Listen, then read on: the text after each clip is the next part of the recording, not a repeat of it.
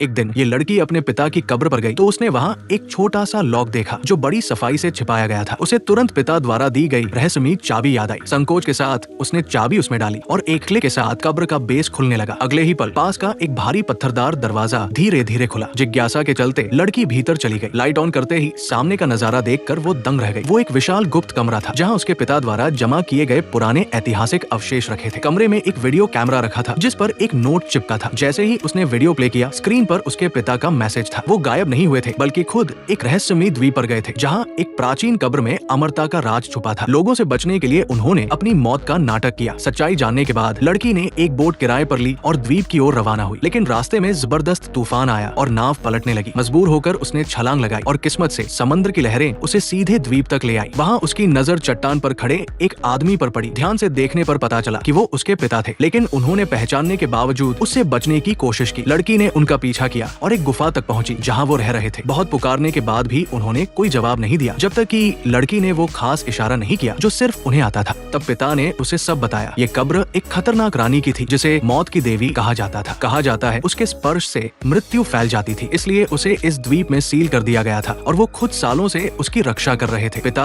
और बेटी कब्र के दरवाजे तक पहुंचे, लेकिन वहाँ पहले से ही गैंग लीडर विक्रांत मौजूद था। उसने बंदूक की नोक पर लड़की से दरवाजा खुलवाने को कहा। लड़की को बचपन में मिला एक पजल टॉय याद आया जिसकी तरकीब दरवाजे के लॉक जैसी थी। उसने स्विच घुमा घुमा कर दरवाजा खोल दिया। अंदर सभी रस्सी से उतर गए और विक्रांत ने लड़की को आगे चलने को कहा। कुछ कदम बाद एक ट्रैप एक्टिवेट हुआ, लेकिन पहले कुछ नहीं हुआ। तभी जमीन फट गई और उसके कुछ आदमी मर गए। सब दहशत में आ गए। थोड़ी देर बाद वे एक खाई पार कर एक पुराने टावर में पहुंचे जहाँ एक बड़ा सा ताबूत था। विक्रांत को लगा अमरता का राज यही है। उसने ताबूत खुलवाया जिसमें रानी की हजारों साल पुरानी लेकिन ताजा दिखने वाली लाश रखी थी। हवा लगते ही वो तेजी से ऑक्सीडाइज होने लगी, लेकिन विक्रांत ने उसकी एक उंगली काट ली ताकि उसे बेच सके। तभी उसके एक आदमी ने शव को छू लिया और उसके शरीर पर काली लकीरें फैलने लगी। कुछ ही पलों में उसका शरीर सड़ गया। डर के मारे विक्रांत ने उसे गोली मार दी। लड़की को अब सच्चाई समझ आई। रानी ने खुद को जहर से भरे शरीर के कारण किया था ताकि किसी और को नुकसान न पहुंचे। तभी विक्रांत ने रानी की उंगली उठाई और भागने लगा। लड़की और उसके पिता ने उस पर हमला किया। इसी बीच वो संक्रमित आदमी अचानक जिंदा हो उठा और लड़की के पिता को काट लिया।